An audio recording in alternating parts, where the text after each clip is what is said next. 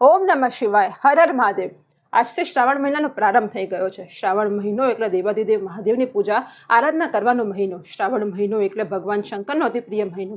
ચતુર્માસ દરમિયાન ભગવાન નારાયણ જ્યારે નિદ્રામાં હોય છે ત્યારે જગતનું પાલન કરતા ભગવાન શંકર હોય છે. 4 મહિના દરમિયાન ભગવાન શંકર આ કાર્યભાર સંભાળે છે. શિવાલયોમાં ભક્તોની ભારે ભીડ જોવા મળે છે. હર હર મહાદેવના નામથી શિવાલયો ગુંજી ઉઠે છે. આ મહિના દરમિયાન ભક્તો રીઝવવા માટે ઘણા પ્રયત્નો કરે છે. એવી માન્યતા છે કે જ્યારે સમુદ્ર મંથન થયું ત્યારે તેમાંથી વિષ નીકળ્યું. વિષ્ણુપાન ભગવાન શંકરે કર્યું. ભગવાન શંકરે વિષ્ણુપાન કર્યું, જેના કારણે તેમના શરીરનું તાપમાન એકદમ વધી ગયું.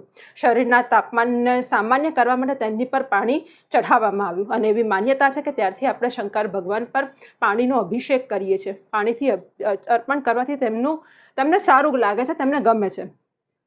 બીજા ના માત્ર જળથી પરંતુ વિવિધ વસ્તુઓથી અભિષેક કરવાથી અલગ અલગ ફળની પ્રાપ્તિ થાય છે. શેરડીના રસથી અભિષેક કરવાથી આર્થિક સમૃદ્ધિ અને ધનની પ્રાપ્તિ થાય છે. સાકરવાળા જળનો અભિષેક કરવાથી સંતાન સુખની પ્રાપ્તિ થાય છે. ગાયનું દૂધ અને ઘીથી અભિષેક કરવાથી આરોગ્યની પ્રાપ્તિ થાય છે અને રોગોનો નાશ થાય છે. ગંગાજળથી જો અભિષેક કરવામાં આવે તો શરીર ઉર્જાવાન બને છે. દહીંથી કરવામાં આવતા અભિષેકથી પારિવારિક જીવનમાં શાંતિ વધે છે. મધથી અભિષેક કરવામાં આવે તો પાપનો નાશ થાય છે અને પુણ્યની પ્રાપ્તિ થાય છે. અત્તરવાળા જળથી અભિષેક કરવામાં આવે તો ગંભીર બીમારીઓથી મુક્તિ મળે છે.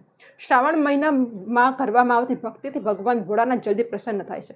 તમારી પર પણ ભગવાન ભોળાનાથની કૃપા રહે તેવી પ્રાર્થના. ઓમ નમઃ શિવાય.